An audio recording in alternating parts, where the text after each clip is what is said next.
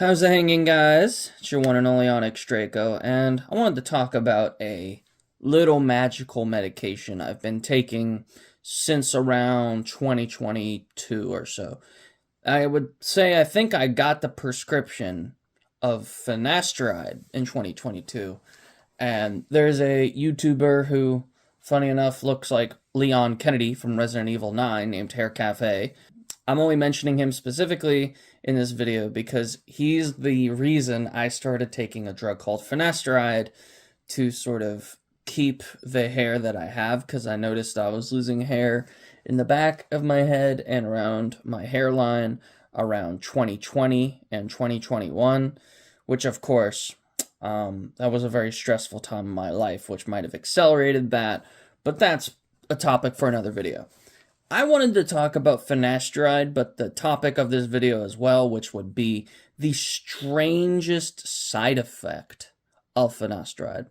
So, experience taking finasteride, very easy to swallow. I take the oral version, although I did have an issue with Keeps, where I did some kind of quiz, and I told them I was depressed, and then they wouldn't let me get any oral medication, which I guess they believe in the stupid post-finasteride syndrome bullcrap. Like, first of all, post-finasteride syndrome is like super rare, which I'm not one of those jackasses that will say if something's rare it doesn't happen. Like, post-finasteride syndrome is not a real condition. However, you can have depression or erectile dysfunction, which happens in 1% of cases, right? However, they automatically assume that the depression was caused by the finasteride, when in reality, it's because the 2020s is a dog shit decade where no one can really afford jack crap. Like, I mean, the housing market is just ridiculous. Everything's getting more expensive, right? I say this in a lot of my videos. I mean, the world's upside down. But let's go back to the topic at hand, finasteride, right? I'm going to tell you guys the strangest side effect of finasteride that's happened to me. Let me do a preface. Finasteride has made me more heterosexual leaning, right? Because I'm not going to sugarcoat it. I'm attracted to both sexes, right? I'm bisexual. But before I took finasteride, I had a pretty fruity side, right? Like, I kind of found men a little attractive, right? Heck, I even had a boyfriend at one point, and it kind of, I mean, it wasn't like having a girlfriend, but it was something, right?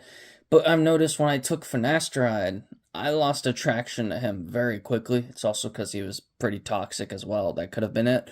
But I just noticed in general, the longer I've been on finasteride, the more attracted I become to women. But not only that, I find feminine features more attractive than I used to. You know, I used to never pay attention to women who had like voluptuous features, right?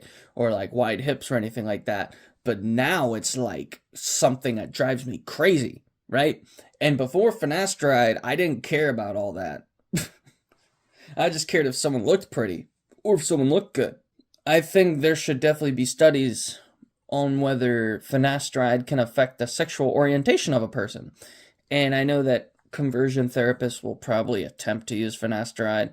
With some men, it would probably make them even gayer. That's not my case. It's made me less gay. Finasteride has made me less gay, and it's just really funny. And it's made women look more attractive to me. In fact, when I started finasteride, I kind of had a testosterone spike, or like a second puberty. Because temporarily, when I started finasteride, I felt like a teenage boy again. Like, I was like, wow, women look good. Like, I'm not going to get any further into it. But you know what, boys, any boys watching this video, you know what it's like when you hit puberty and you see a woman, especially if she's not wearing very much, your brain just starts glitching out and your entire nervous system's on fire. Getting back to the topic at hand, finasteride obviously affects hormones, and there's videos by, the Leon Kennedy guy, Hair Cafe.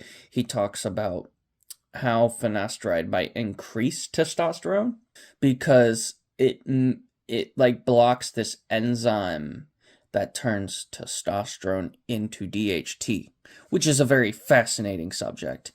But yeah, I wanted to say a weird side effect from finasteride. That's all I have to say about that specifically. So, before I end the video, if you have any signs that you're balding or anything like that, definitely do what you can to get a finasteride prescription. I recommend Hims or Keeps. Keeps is good, despite my negative experience with them. Just don't tell them that you're depressed, and you'll be good. I'm using Keeps right now. I mean, Hims. I'm using Hims right now. And I'm having a good experience with it. If you're wondering how much finasteride is without insurance, since I get the telehealth finasteride, for me it's about $25 a month. Or I don't know what 75 divided by 3 is because I'm dog shit at math, but it's around 20 something a month. It's not bad for a medication that's not on prescription or not covered by insurance, especially in the United States. I'm sure if you get finasteride in like Canada or the UK, my god, it's probably literally cost nothing. So yeah, finasteride's cheap and it keeps the hair you got, or at least slows the balding by a lot, so that you can save up for a really cheap hair transplant. Yeah, later.